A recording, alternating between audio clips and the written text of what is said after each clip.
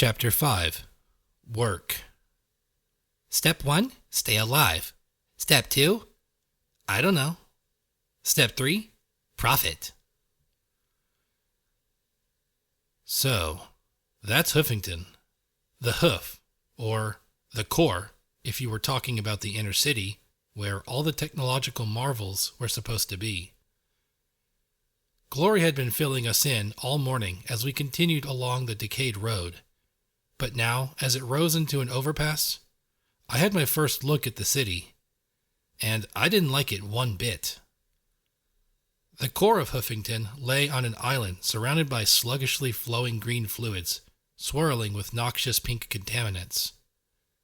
With such limited space, the buildings within the core rose higher and higher until the tops disappeared into the cloud layer.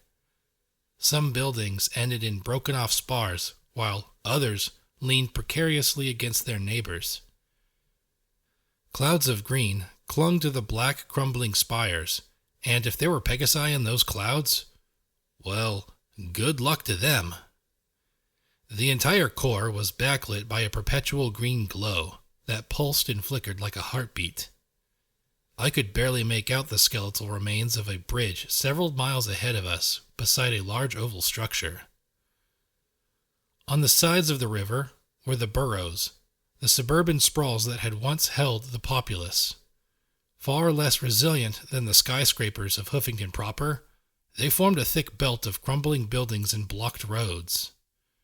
With the exception of the highway cutting towards the core, I couldn't see a way through it. The river flowed to the north on our left, the sprawl changing into more industrial-style buildings.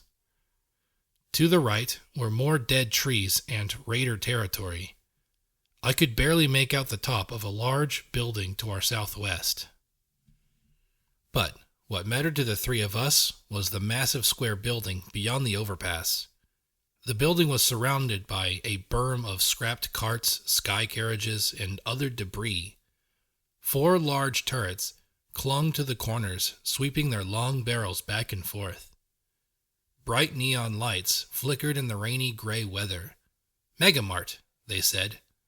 Beneath that, in bright red paint, was Finders Keepers. Unless I was mistaken, this was the headquarters of the Finders. We approached under the ominous gaze of the turrets.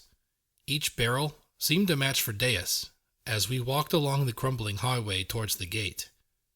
The half-dozen ponies, looking boredly at the small trickle of traffic, perked up at the sight of the three of us. "Entrance fee," a unicorn mare said, as she looked over my barding.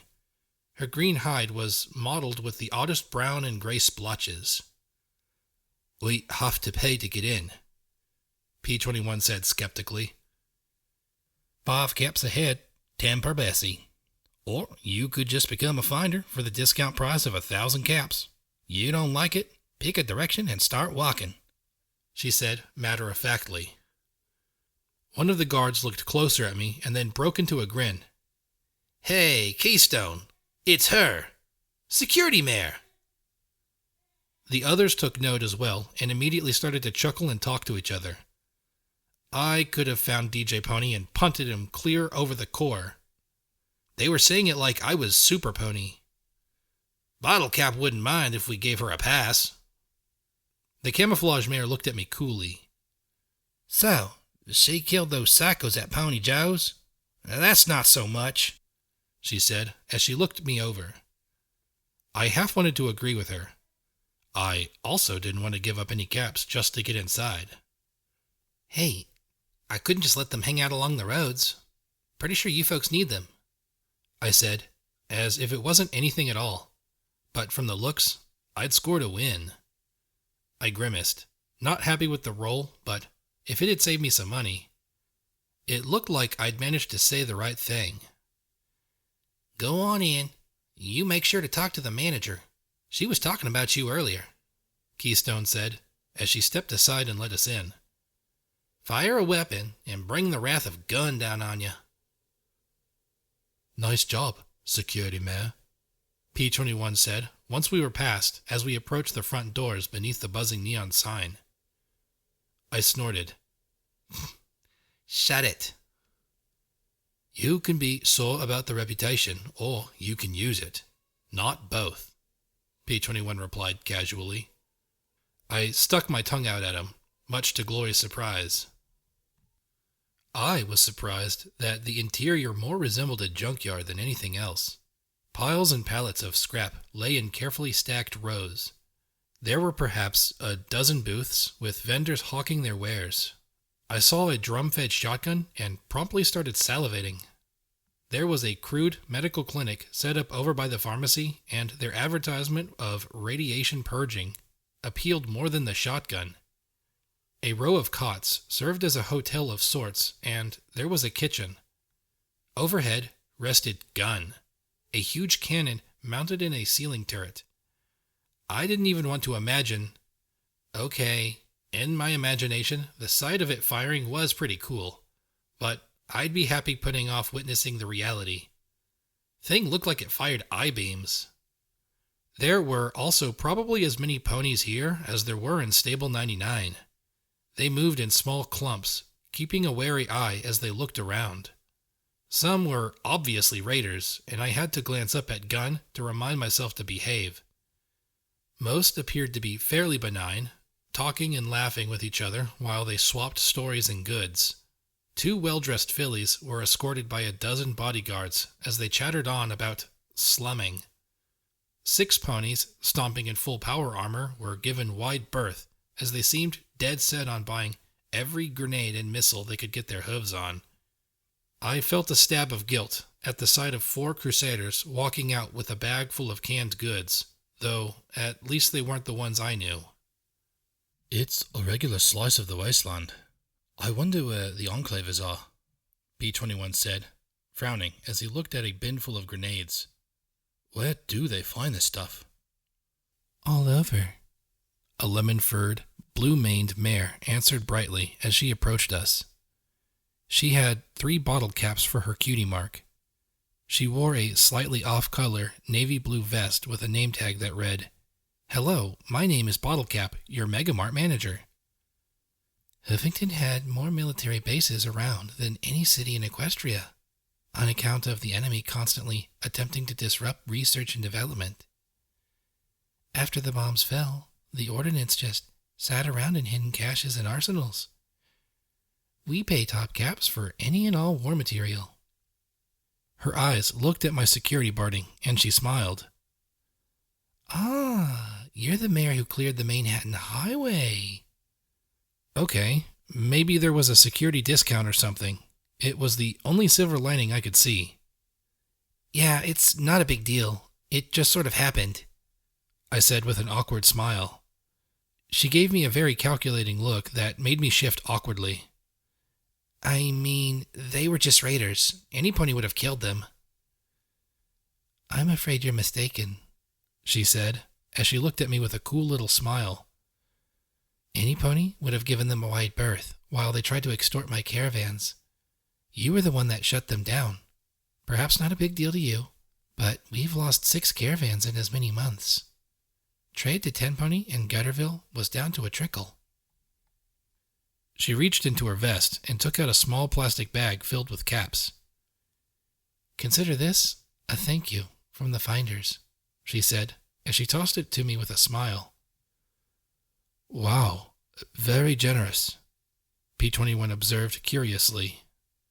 There was a clear look of suspicion on his face. Was I the only pony in our merry band that tried to look open? Well, it was a standing contract. I am fairly sure you'll spend it here, so I'll recover some of it from the vendors.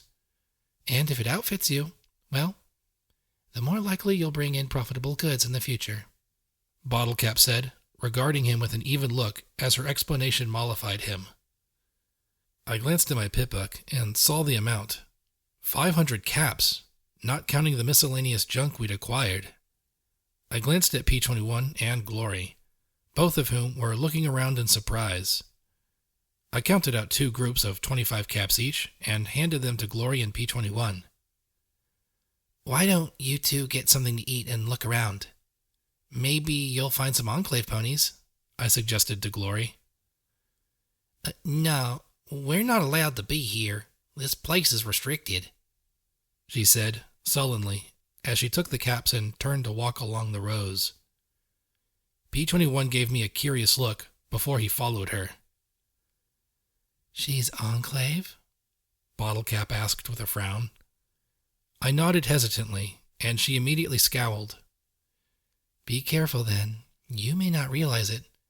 She may not realize it, but she's trouble. I doubt she's very dangerous, I replied, and got a dry look in return. Okay, Enclave a sore topic. I looked back at Bottlecap and gave her my surest smile. Sorry about P21's suspicion. He's dealing with a lot of pain. It's been a rough few days for us. Just a few days. Imagine that, she replied dryly, arching her brow in a way that suggested I hadn't seen anything yet. Yeah. Okay. Try not to sound like a complete idiot. I was wondering if we could get some information. Information is a commodity, like bullets and armor, she answered back. Simple questions are easy enough, but if you're looking for something specific, then it'll be pricey. I winced at that. I have a data file, EC1101. I need to find out what it is. Data analysis? Sweet goddesses, you know how to jump to the top of a prize list, she said, looking slightly pleased at this fact. I showed her the file, and she frowned at my pitbook. Encrypted? I nodded, and she closed her blue eyes, swaying her head back and forth a little before she concluded. 10,000 caps. She looked at me with an even sober expression. That includes our processing fee. Had her expression been anything but professional and serious, I would have laughed. 10,000? If you want a safe and reliable job, yes. I can think of cheaper sources, but they'd most likely shoot you and take the data themselves. If you want to buy an answer, 10,000 caps, she said, with a conciliatory smile. Sorry, but that's the honest answer. Great. The Get Info Quick plan just went swirling down the toilet. Now, I needed to work on a get-rich-quick plan. Thanks. At least I have a number to aim for, I said with a sigh. A 5-digit number. I gave my best Nightmare Moon Make Hair grin. So, any suggestions on a way to get 10,000 caps? I assume you want this money relatively quickly, rather than over the course of a lifetime? Bottlecap asked, with an arch of her brow and an approving smile. When I nodded, she looked me over. Well, competent help always demands a price, she said, as she walked to a large bulletin board that was covered with pieces of paper. Some were printed documents, but most were hoof-written. We don't just find things. We also handle ponies looking for special help. Sometimes it'll be retrieving goods. Other times it's contract work like clearing out nests of dangerous wildlife or bounty hunting. Bounties? I said, as I looked over the papers. You mean killing ponies for bottle caps? Oh, yes. That can be quite lucrative, provided you don't mind letting another decide if some pony should die, she said as she pointed at a section with a hoof. Don't let the language fool you. They'll all be described as raiders, murderers, thieves, and killers. Whether they are or not, some are, some aren't. You decide. I needed 10,000 bottle caps, and in front of me I had a wall of opportunity. Thanks. I'll have to read these closely. Actually, P21 reading them would be a safer bet. P21... I looked back at the yellow mare. One last question. My friend was injured a few days ago. It's really hurting him, and he's going to need some substantial healing. More than just a standard healing potion. Magical surgery's almost as expensive as data decryption and analysis. She regarded me for a long moment. However, west of here is the Fluttershy Medical Center.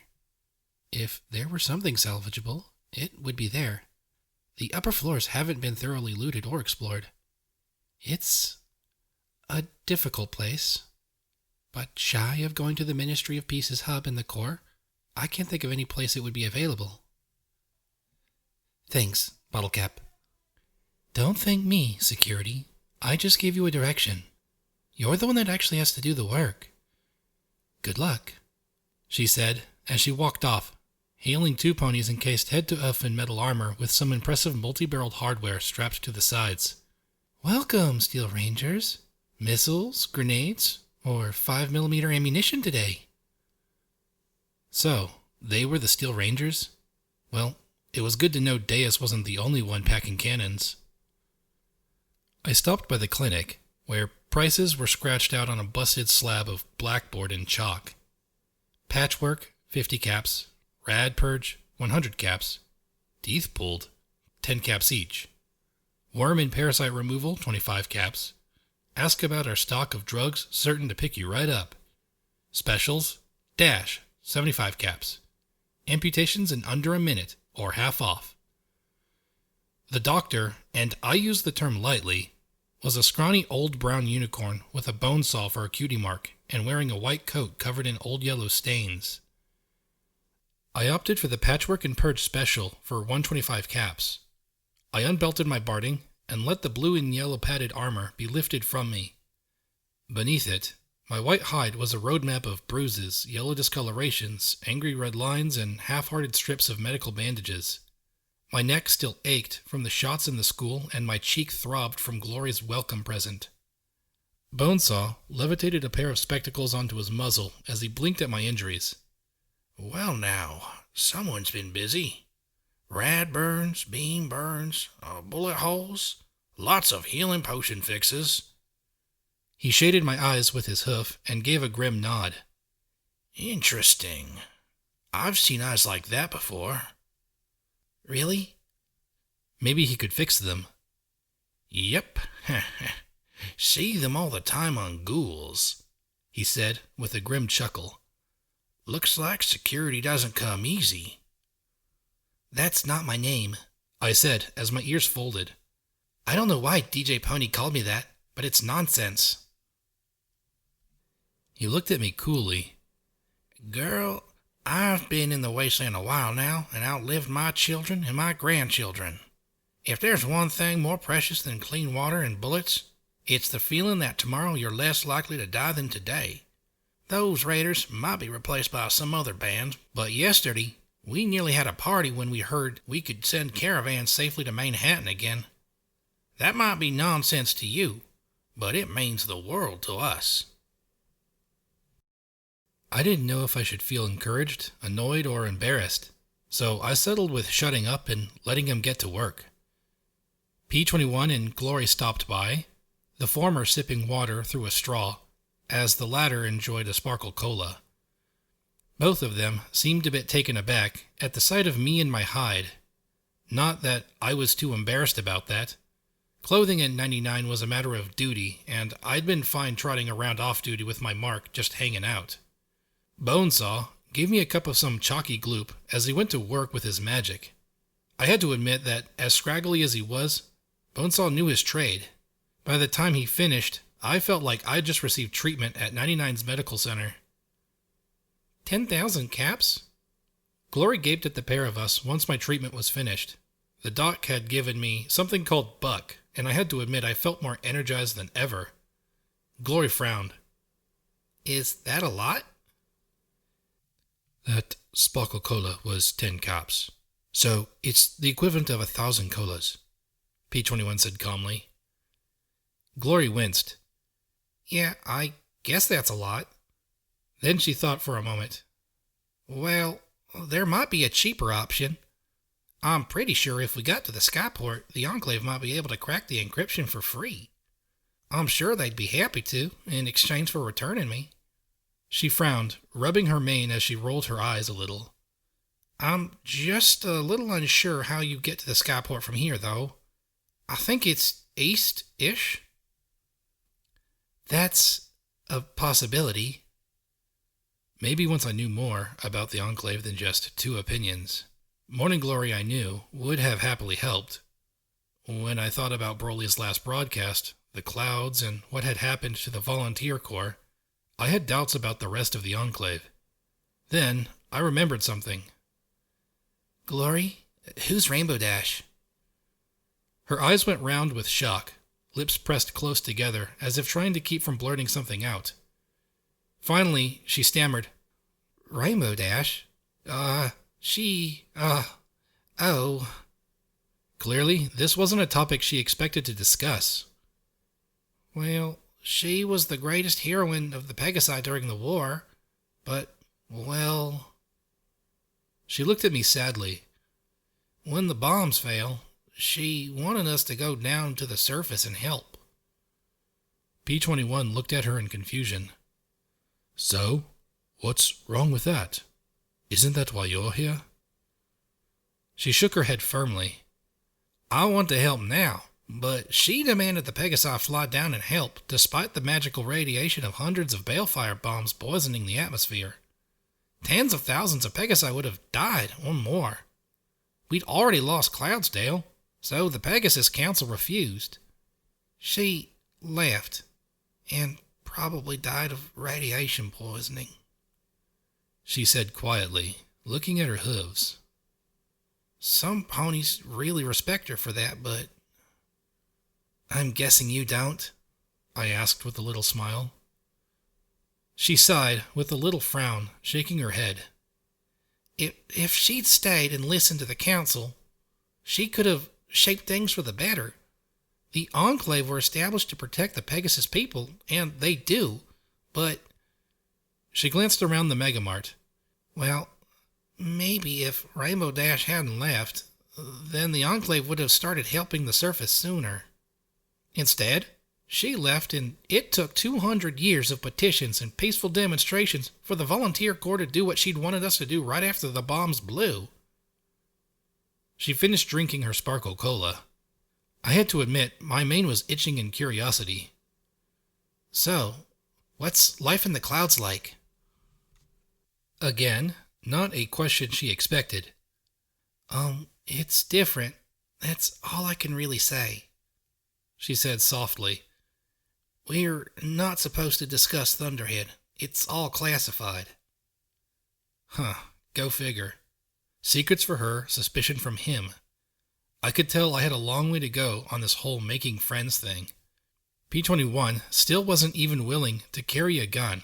He still saw me as embodying all the fucked up shit he'd endured in Stable 99.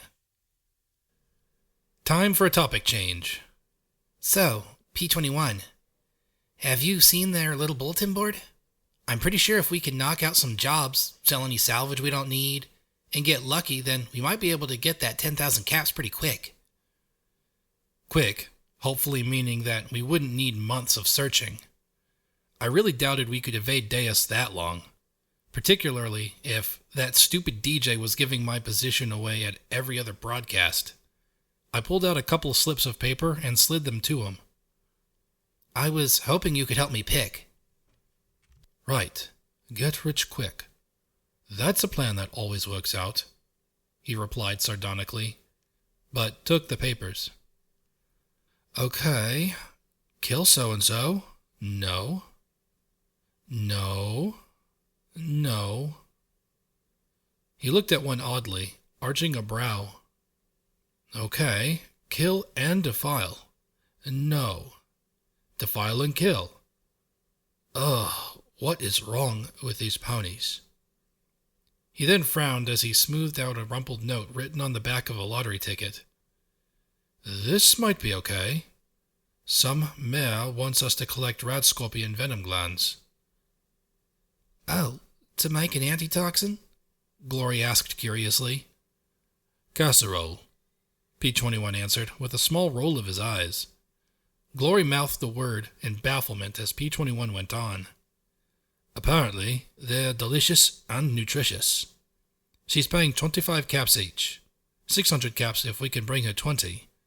Apparently, there's a pit west of here that's full of them. What's a rad scorpion? I asked, glancing at Glory. Well, I heard they're like scorpions, only bigger. Great. So, what's a scorpion? I asked, with a crooked little smile. Clearly, she wasn't used to facing my level of professional ignorance. A bug. Well, technically an arachnid, but I stomped my hoof, cutting her off. Ah, bugs. I can kill bugs. Bring on the caps. No moral ambiguity there. What else you got? He sifted through more. Murder, murder. Not enough cops. Murder, murder. Wait. Salvage. He lifted the yellowed printout. Iron Shard Firearms, R&D Center. The poster wants us to get some components from their mainframe. Bonus if we can extract any blueprints still within the system. Great. So, we get the mainframe, rip out the blueprints, and yank out any spare parts and get rich, I declared, getting winces from both of them. What? P-21 looked at Glory. Can you remove the parts? Well, I know the basics. Maybe? Glory said, with a sheepish smile as she tapped her hooves together. Probably better than just yanking them out. That would be 1,000 caps plus 200 per blueprint, P-21 said calmly as he fished through some more. Huh. This one's a recent one. Time sensitive. 2,000 caps to remove squatters at the Fluttershy Medical Center. My ears immediately perked. Remove? As in kill and mutilate? Glory looked at me with some concern. What? You've heard these contracts. The mutilation's always implied. It just says remove. Doesn't say they're raiders like all the rest, so it might be legit. Well, we should give it a shot then. After that, we can poke around. We might find something valuable. I tried to keep my voice as calm as possible, but P-21 still looked suspicious. He usually looked suspicious. Honestly, what was the deal? You round a guy up for summary execution, and they never trust you again. Well, if we found something to help his bum leg, maybe then he'd start thinking of me as a friend rather than stable reminder. Okay, so we stomp some bugs, yank out some wires, and roust some squatters. How hard can that be? I said, with a grin at the other two. P-21 covered his face with his hoofs, while Glory clearly seemed to have some doubts. What? She just had to say it, P-21 muttered. I just had to say it, I shouted over the chittering, snapping horde that was advancing at me. The drum-fed combat shotgun I'd picked up for 100 caps roared over and over again as I retreated around the gravel pit, a half-dozen of the rad scorpions clawing at me with their pincers and stabbing with their venom-tipped stingers. I couldn't miss at this range, but I also wasn't having the best of luck piercing their hides. Sats had failed me too. The targeting and time manipulation spell might have slowed things down, but it didn't stop time. By the time it finished, 2 of the rad scorpions were dead, but the remainder had put new holes in my forelegs with their razor-sharp pincers. I was going to have to visit Bonesaw again when this was all done. Fortunately, their barbed tails hadn't penetrated my barding yet.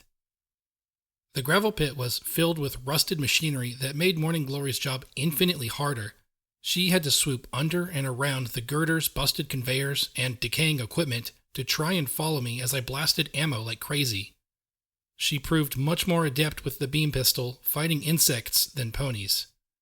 I had no clue how she could aim the boxy contraption clenched in her teeth, but the soft crack of each shot mixed well with the throaty boom of my shotgun.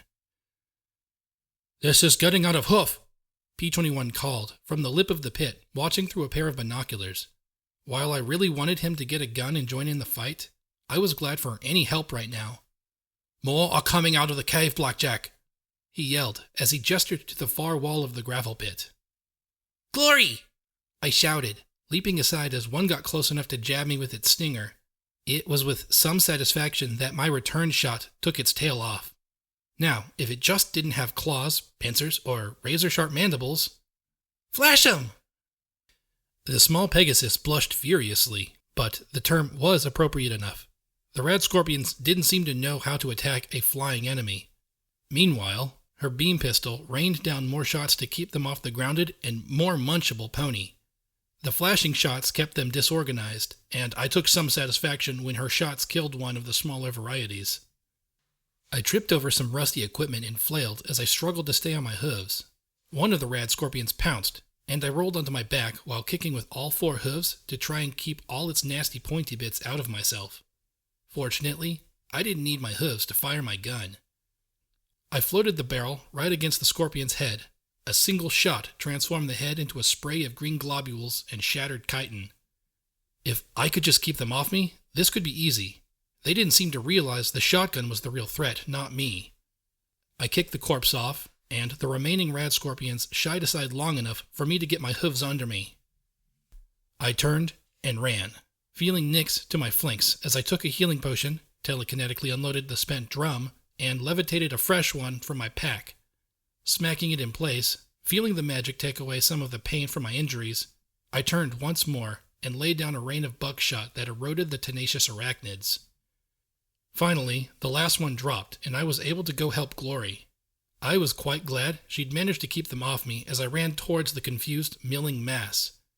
They were already worn down by the time I got there, too. 6 shots finished the rest of the chittering vermin. Okay, that wasn't so bad, I said with a laugh as Glory landed beside me. That was terrible, she countered. I decided not to tell her what I'd seen in Pony Joe's. I'd take fighting bugs over smelling that any day. Why'd the ground just move? Look out! I screamed, seeing flashbacks of ghouls exploding from heaps of bones as I knocked Glory aside. From the middle of the pit heaved the largest rad scorpion I'd ever seen. It was as large as 3 ponies combined, with pincers large enough to snip my limbs and head like a daisy. Well, pictures of daisies. I always thought they were flimsy-looking flowers. But why was I thinking about flowers now? Its tail struck with such force that I could imagine it going right through me. Run away! The problem was, for me at least, that the only way out was behind the giant rad scorpion. Worse, the thing was fast. I'd expected something so big to move ponderously, but it skittered after us with tenacity and swiftness. The only thing we had going for us was its size and the wreckage in the base of the gravel pit. A few shots revealed that I was right that the shotgun and beam pistol did nothing to it. Still, I had 1 ace in my pocket. I fished out the grenade with the blue band. Eat this, I shouted, as I telekinetically shot it right at the beast's maw. Eating was this thing's forte, and I pulled the stem right before it disappeared into the rad scorpion's mouth. 5 seconds. Then, why was Glory looking at me like that? What? That was a shock grenade, she yelled as the giant rad scorpion scurried around towards us. A what? It only works on robots, she screamed at me. Who makes a bomb that only works on robots? I screamed back at her. That's the stupidest thing I've ever... Look out! I yelled as its tail shot through the wreckage and nearly took Glory's head off. I kept looking for some opportunity to get past it and run out of the gravel pit, but it kept moving left and right. I could only fall back as it moved towards the cave. Oh, hell no. It's hurting us. What? It's pushing us back towards that hole. And once in there, I seriously doubted I'd last long.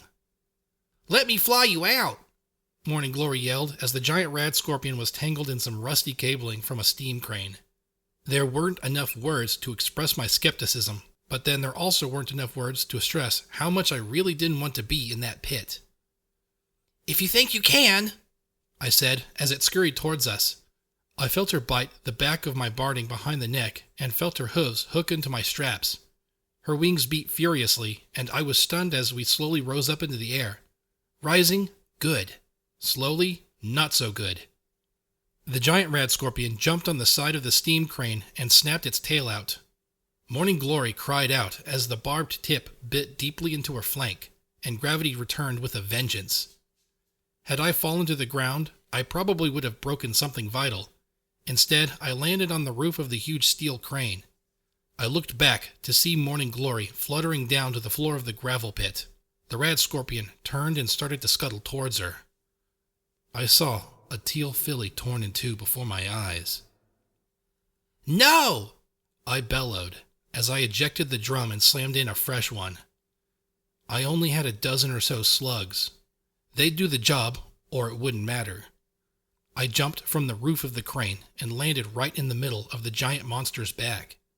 Crouching low on the middle of its heaving back, I triggered Sats as I pressed the barrel against its tail. The slugs tore into the meaty appendage with a spray of sour yellow flesh and greenish-black ichor.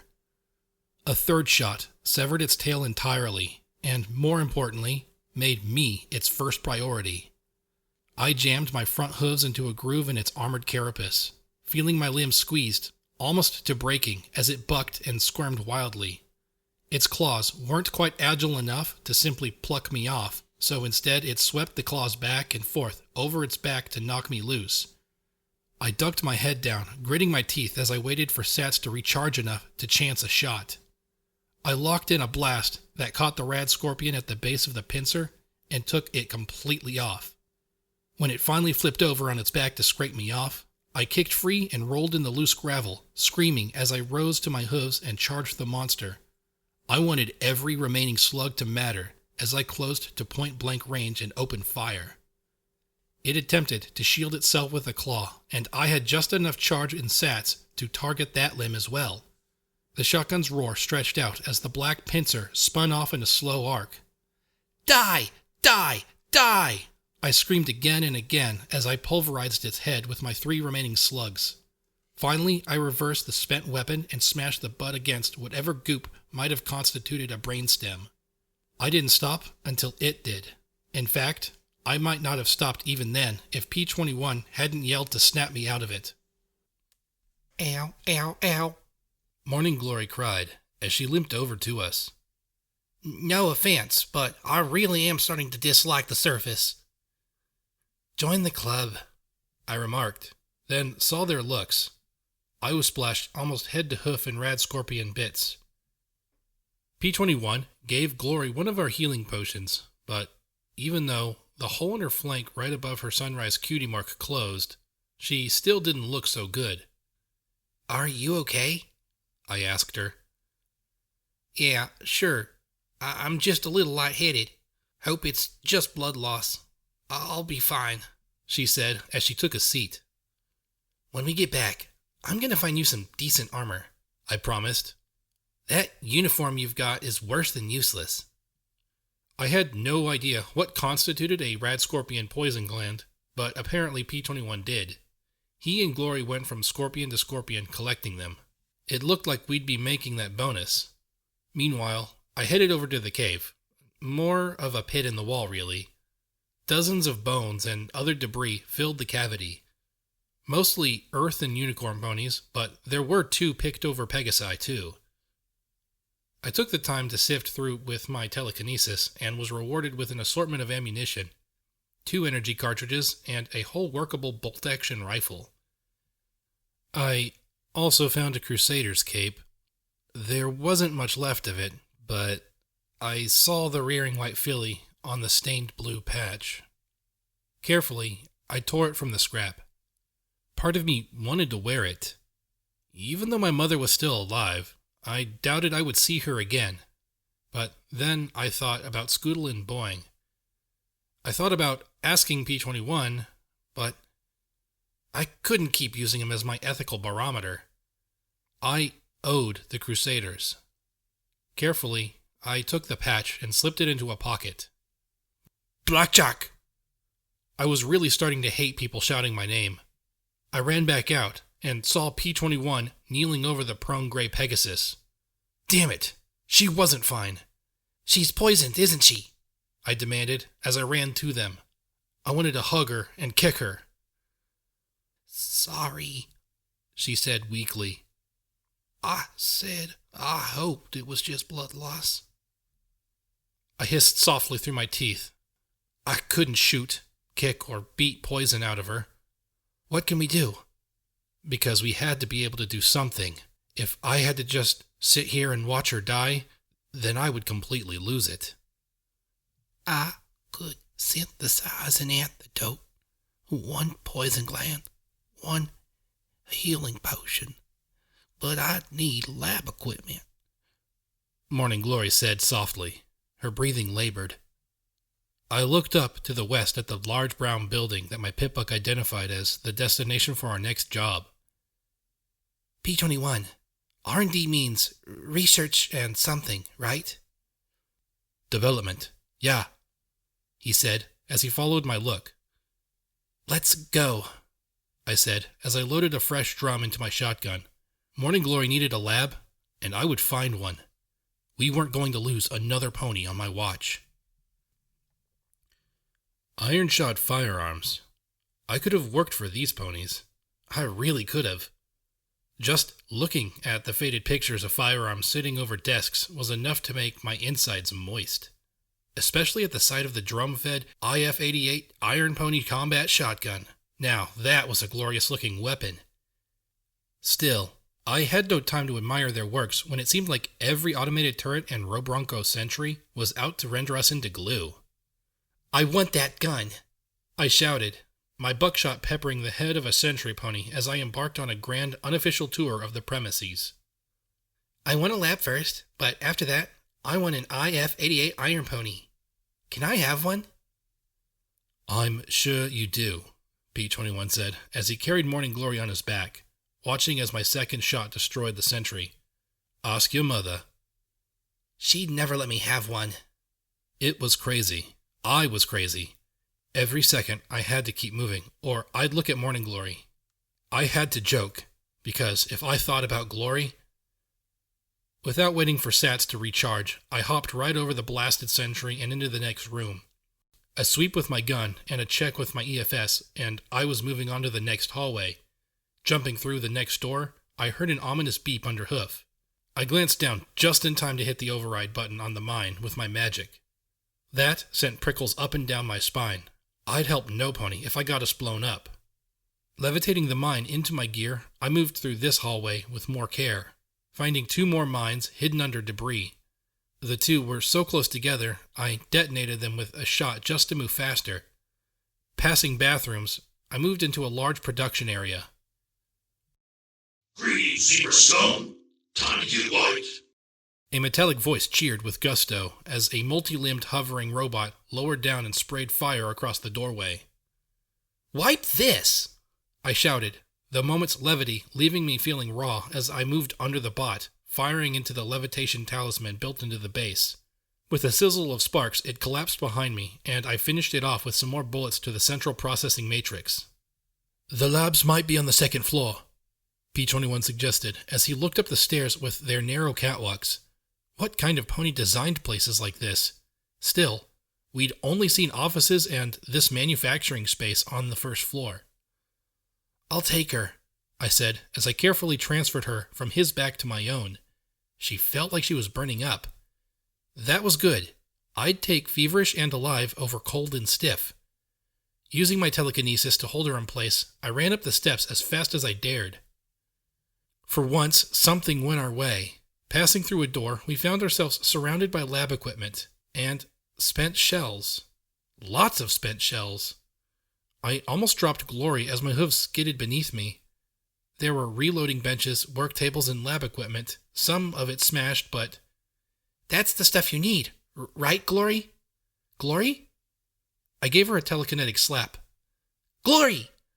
She stirred and looked around in a daze, muttering softly. No, I don't want to do this anymore. Her pupils were unfocused as she stared around.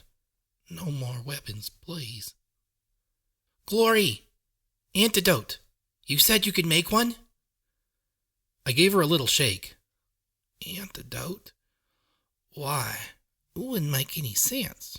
It'd need to be an antibiotic. She muttered weakly. I gave her another slap and relaxed a little as her eyes focused on me. Stop. Stop slapping my face. You shot my face. Tell us how to make an antidote, I said as P-21 checked the lab equipment and burners. Poison gland. mix with a type A or B healing potion. Simmer, filter the extract, inject, she murmured in a daze. Please tell me you understood that, I asked P21. I think so, he said as he got to work. He dug through his bags and extracted a used needle, sterilizing the tip on a burner flame. Did you get the impression she's more than just a good-intentioned idealist? I don't care. She helped us. We are going to help her, I said sharply as he worked. This was not the time to bring this up with me. But... Enough with your suspicion, I yelled as I rounded on him. Right now, she needs our help. I know you don't trust any pony, but we are going to do this. Clearly, my outburst had shocked him. I took a deep breath and sighed. Look, I know she's Enclave. I know she says she wants to help. I also know I'd love to see what the sun is really like, but letting her die isn't an option for me. He looked over at her and then sighed. I wasn't going to let her die. I just... Why do you trust her? You trust every pony. Watcher, Bottle Cap, even the Crusaders. Morning Glory. You'll even trust me when I told you that I want to shoot you. I looked at him as he worked to mix the gland and the healing potion. I don't know. I can't help it. I just accept people until they try to kill me or hurt some pony else. Maybe it was an effect of 99. With the exception of the Overmare, there was no real chance for guile there. Every pony knew every pony, and even deep secrets were common enough knowledge. The closest you came to deception was bluffing at poker. I probably knew the dirt and flaws on 100 different mares in 99. I just believe that ponies are more likely to help than screw each other over. He chuckled softly.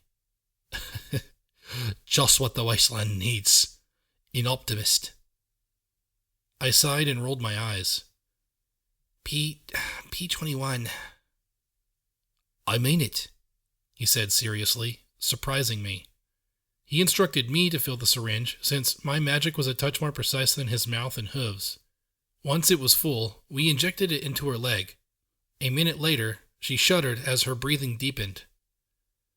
You frustrate me, annoy me, and sometimes scare me half to death, but you also impress me terribly from time to time.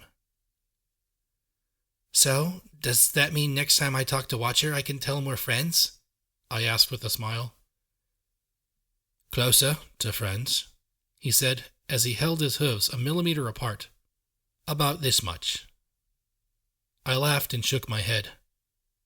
Okay. Good to know I'm making progress. I sighed as I finally returned to actually paying attention to my surroundings. There were a number of red marks on my EFS. I'm going to clear the lab and see if I can find the mainframe. Right. Don't try and take parts out of it, he said, with a half-joking, half-serious smile. I proceeded further into the lab, kicking brass and shotgun holes with each step. I had to admit I was glad no pony had made it up here before us. There was a veritable cornucopia of ammunition up here. I passed by ammo crates with pistol, revolver, shotgun, and rifle ammunition. Several of them had markings I'd never seen before. Red, orange, green, blue, and black bands. And here I had a number of sentry robots to try them out on.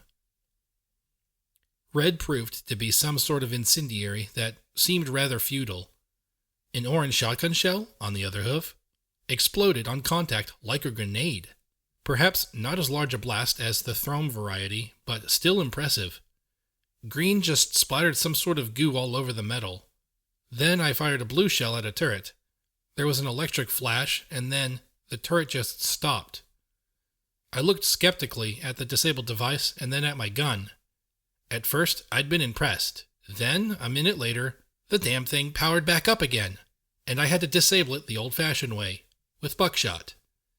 Black simply fired a bunch of tiny sharpened nails that bounced right off the armor of the few remaining sentries. I got to one door and immediately froze. I could feel the tingle in my skin even before I could hear the clicking of my pitbuck on my foreleg. Whatever was behind the locked door, I could live with the mystery. Finally, I cleared the last turret and discovered an office. Dr. Trottenheimer, research lead, was written on a tarnished plaque on the front. Inside were a safe and terminal. I'd leave them to the more reliable hooves of P-21. A unicorn skeleton sat in the chair, an unusual pistol on the floor next to it. As I looked, however, I noticed the bones appeared wrong, like his skull was made of wax and left too long near a heating duct. The hole in the skull didn't look blown out, but instead appeared melted. I reached out with my magic and carefully lifted the gun.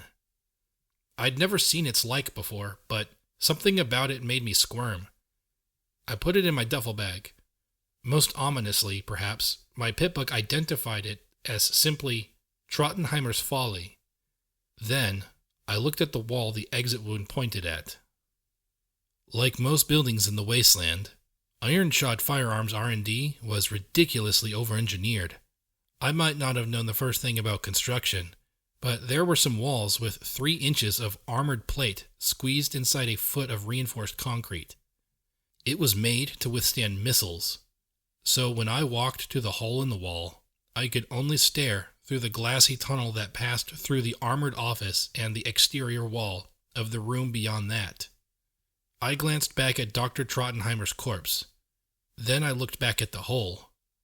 What the fuck kind of bullet had done that? It was an hour later when I swapped shifts with P-21 so he could work his lock-picking magic. He passed me a ratty old magazine with half the pages falling out. Apparently, it was some sort of cookbook, though it had some pretty odd articles like Plastic Explosives and You, and How Did Pinkie Pie Foil the Prance Bombing? 3 Theories. Gloria's breathing had slowed and deepened, and it was a few minutes after P-21 left that she finally opened her eyes. "I'm alive?" she asked quietly. "Does this look like the afterlife?" I said with a snort. "Yeah, we flipped a bottle cap and it landed carrot up, so we had to save you," I said with a flippant grin. "You flipped a joke," I explained. "Don't Enclavers joke?" I asked, arching a brow. "It's just Enclave ponies, Blackjack, not Enclavers." Morning Glory looked away. "And no, I don't suppose that we do," she said as she slowly sat up, holding her head with her hooves. "Ow, ow." "Headache?" Stupid question. I fished in my bags for a bottle of sparkle cola and levitated it to her, deftly flipping the top off and pocketing it. She smirked as she held it in her hooves and took a drink. "So, you said some things while you were out that made P-21 curious." Instant evasive look. Not good. Worse, she looked upset. "I did? Something about no more weapons. I mean, I just found it ironic, given the nearest lab we found was a munitions laboratory, but P-21 was a little more curious," I said softly, hoping to coax her into opening up a little. She closed her eyes, looking away. I don't want to talk about it." "That's fine. Just fine." P-21 wants to shoot me for reminding him of home, but he doesn't want to talk about it. She did something with weapons in the Enclave and doesn't want to talk about it. I'd give one of my left legs for some pony without a dark and troubled past. "Just, if you ever do, I know that I'd be glad to hear it," I said as I rose, leaving her to her sparkle cola. "I didn't have a choice," she said to my back softly. "Excuse me?" I looked back at her with a politely curious expression. She stared down at the fizzy carrot-flavored water. "I didn't have a choice in the Enclave. If you have aptitude, then you're encouraged to accept training and an assigned job in your field." She sighed and closed her eyes. My aptitudes were in technical engineering and medical procedures. I never worked on anything critical, but there was always talk. Talk about how something could be weaponized. Talk about how something could be used for the Enclave's security. She looked back at the bottle. I didn't like it. So you couldn't just quit? Gee, looks like Stable 99 wasn't so unique after all. I could, but it would have been complicated. I could tell she wasn't going to elaborate past that. So I transferred to the volunteer corps, got my 2 weeks training, and came down here. I gave a crooked smile. You know, someday I'd really love to hear about life in the Enclave, compare notes and all that. I can't. Please. It's not that I don't wanna, she said softly as she stared at her hooves. It's that I can't. If they ever found out that I broke that protocol, I have family. Her lavender eyes begged me to understand. They'd be investigated. There'd be inquiries. My sister might lose her job. My father would certainly be disgraced. I can't talk about it. Not about Thunderhead or what I did there. Nothing. She covered her face with her hooves. It's not that I don't want to tell you. I can't, she said as she gave a snotty sniff. I felt that if I pushed right now, I could make her crack. My mane itched just right to get some solid answers. Instead, I sighed and brushed my magic along her purple mane. Don't worry about it. I get it. And I'll tell P21 to drop it as well. So, it looked like I'd be putting up with the secrets for a bit longer. I rose and stretched. Finish that off, and then do me a favor. Take 3 or 4 of those glands and mix up a few more doses of antidote. I'd like to avoid doing this again. She smiled and nodded. Sure, we didn't get the full bounty, but I'd live with that. We might not live without it. I'm going to go find P21. Find out if he needs any help. I had no idea how I was going to help him crack terminals or locks, but hey, it sounded better than saying, I'm useless unless there's something to shoot. Leaving her to recompose herself, I headed back to the doctor's office. While I walked, I levitated out the pistol. I'd never seen its like, and the design was absolutely bizarre. I couldn't find a place for a clip, so it couldn't be an automatic as I had assumed. The caliber was huge, almost as big as my horn. It seemed as if the pistol had been armored. It loaded from a breech like a break-action shotgun, but clearly it had been engineered for precision. Well, worst came to worst, I could hit someone with it. It had a value of more than 2,000 caps, but I couldn't imagine it would fetch that price if I didn't find bullets for it. So, any luck? I asked, as I sat on the desk, crossing my rear hooves as I perched upright, getting a distinctly odd look from P21. I noticed a little plaque on the desk. I have become Death, Destroyer of Worlds. Creepy. I'm on attempt 61, he replied with a soft sigh, returning his gaze to the terminal. After a moment, he suddenly brightened a bit. And, apparently, 62 is the charm. There was a click, and the safe in the corner opened up. There are some journal entries here. Want to read them while I see what we have? I probably shouldn't. It'll just depress me, I said, but did I mention I hate being bored? I really couldn't help myself as I rocked forward onto my hooves and trotted around the desk to read the journal entries off the terminal. Entry 1. I am writing these entries in the event that I am detained or have my memories modified by the MOM. My move from Horizon Labs to Ironshot Firearms is jarring to say the least, but vital to my safety. GB is doing everything he can to protect myself and SS from the Director. I fear it may not be enough. B was quite thankful to get an intellect such as mine on his R&D staff, but I've noticed considerable resentment of my addition from the old team. That doesn't matter. Though the new work may be far below my abilities, it is at least enough to provide for myself and my family. And, considering the current circumstances, it is probably better for me to keep my genius to myself. Well, for a while, anyway. Entry 2. TB came by trying to convince me to work with the new director, Odious Mule. He has no loyalties to any pony but himself. It is clear that he feels quite superior for his betrayal. He kept going on about the winning side. PP sent more MOM goons to search my files, but they did not find these records. I hope I will be safe, if only for the moment. GB is fighting for us all. Entry 3. GB came to me last night. I have no idea how he bypasses security. I've never seen him so disturbed.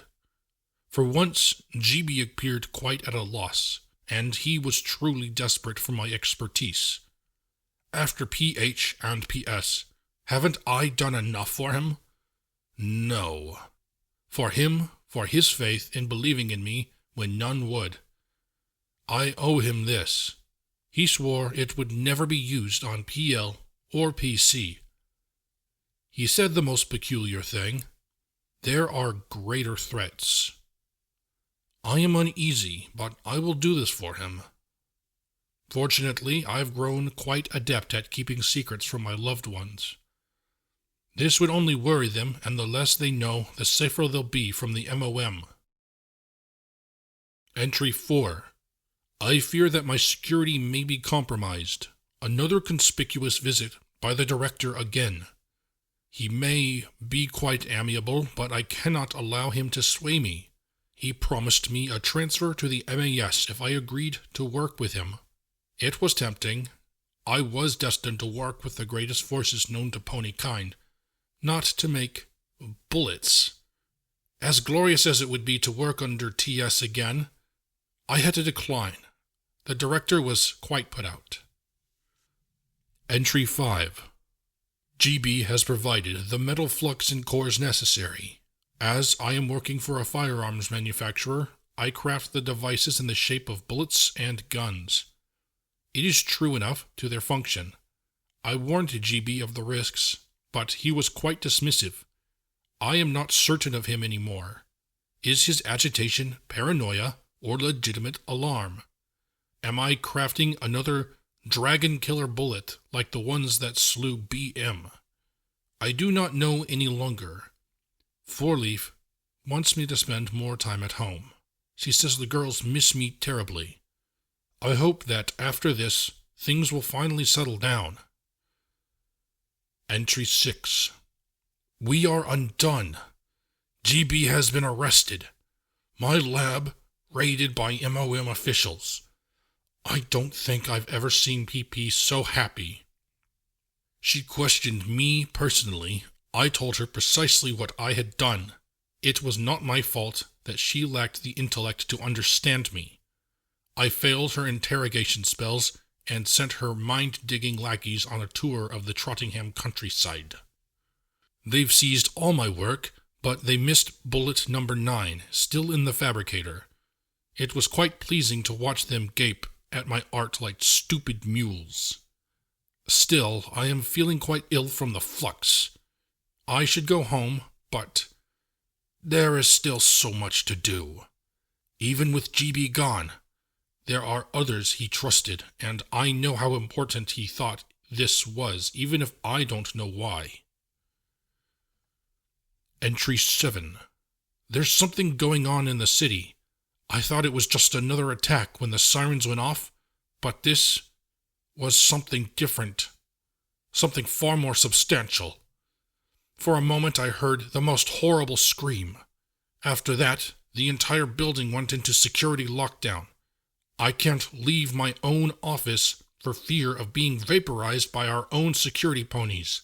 There is no line out of my office. I suspect something quite terrible has happened. I fear the illness from flux contamination is progressing. Entry 8. There's no point in waiting. No pony is coming. I'm not going to wait days for flux contamination or dehydration to claim me. The BGP and one BBP. Ironic. So much work and sacrifice for it these past weeks. So much concern for the vitally important need GB never bothered to tell me the details of. And this will be his first and only use. I've decided to rename it Trottenheimer's Folly. I'm sorry, Four-Leaf. You always said I was an unlucky pony. I don't know about unlucky, but I feel that I have been incredibly stupid. If anyone should ever discover this hidden log, please know that I've always endeavored to serve Equestria with diligence, dignity, and honor. If by some chance my family should read this, know that Daddy is sorry. Farewell. Okay, well, at least I was right about one thing. It had depressed me. Also confused me out of my horn. I looked at the hole blasted through the wall and floated Folly in front of me. No shell casing remained in the breach. What do you think did this? I couldn't think of anything that could have caused that kind of damage. With bullets that ignited, exploded, shocked, perforated, or poisoned, what did you need that could do more than that? No idea, P-21 said, as he put some gold coins in my duffel bag. There were tons of finance reports and other papers in the safe, as well as a strange black case. It was a little longer than my hoof, but skinny. As I touched it, there was a soft pop, and it opened. He immediately looked a little agitated. Wait, how'd you open that? I didn't see a lock or seam or anything. I furrowed my brows as I smiled at him. P-21? I shoot things. You're asking the wrong pony, I said, as I flipped open the lid and looked down at the empty interior. Well, that was anticlimactic, I muttered as I looked at the orange velvet-lined space, showing it to him. He looked equally baffled. After carefully going through the lab and the downstairs offices, I found myself sitting on more ammunition than I'd encountered yet. I even had a sizable collection of the specialty rounds, but nothing marked BBP. Despite my reservations, P-21 opened the locked door and discovered a room filled with dozens of containers. One labeled Biomagical Flux Number 13 had broken open and oozed strange rainbow-colored fluid that glowed softly. My pip-buck clicked ominously, and I closed the door once again. If there was anything valuable in there, some other, more radiation-proof pony could benefit. We found the iron-shod firearms mainframe in the basement. Of course, all I really did was sit there while P-21 entered the doctor's password and downloaded the contents into my pip-buck. EC-1101 could have some company. I looked at the musty poster that read, Iron-shod firearms, how do you like them apples? And chuckled at the joke. Then, with nothing in particular to do, my mind wandered back to the journal entries from Trottenheimer's terminal. Just what had been going on in this place before the bombs fell? Hey, Glory, who was running this place during the war?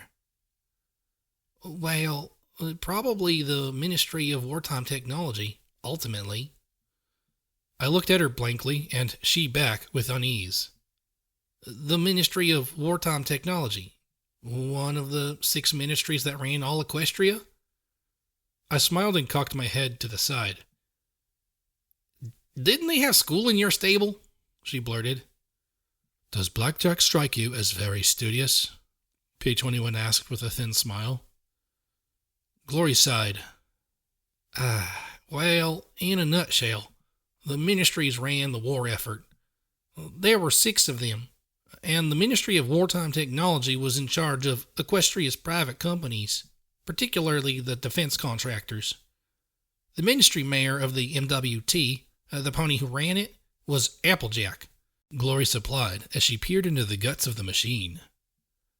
I don't really know much about her personally, I'm afraid. There was apparently plenty of friction between her and the ponies under her, though. Half of Huffington was probably connected to the MWT in some way. Ironshod, Roe Bronco, Flash Industries, Aegis Security, Boom Incorporated, they were all developing weapons for the war effort. All in Huffington? I asked, as I found a desk and sat my haunches on it, facing her and earning an amusingly baffled look. Huffington was the war research effort. I understand it used to be a college town, but when the war picked up, the old town was leveled in a surprised zebra raid early on. The survivors swore to rebuild, and they did with a vengeance. Huffington existed to invent things to kill zebras, and they were very good at it. Carefully, she deactivated the power and started to remove the internal components. Huffington was a strange city, though. All the ministries were involved here. Even the Ministry of Awesome, since Huffington housed the Shadow Bolts. Still, according to the official records, Huffington was almost like a country unto itself. Lots of secrets. Manhattan might have been bigger, Canterlot the capital, Philadelphia the industrial nexus, but Huffington was the city of the future. Small wonder the zebras never wasted a chance to attack it. No other city in Equestria was targeted more. And then everything blew up, I commented softly. Along with the future. Footnote. Level up. New perk. Shotgun Surgeon. When using shotguns, regardless of the type of ammunition used, you ignore an additional 10 points of the target's damage threshold. I could have found DJ Pony and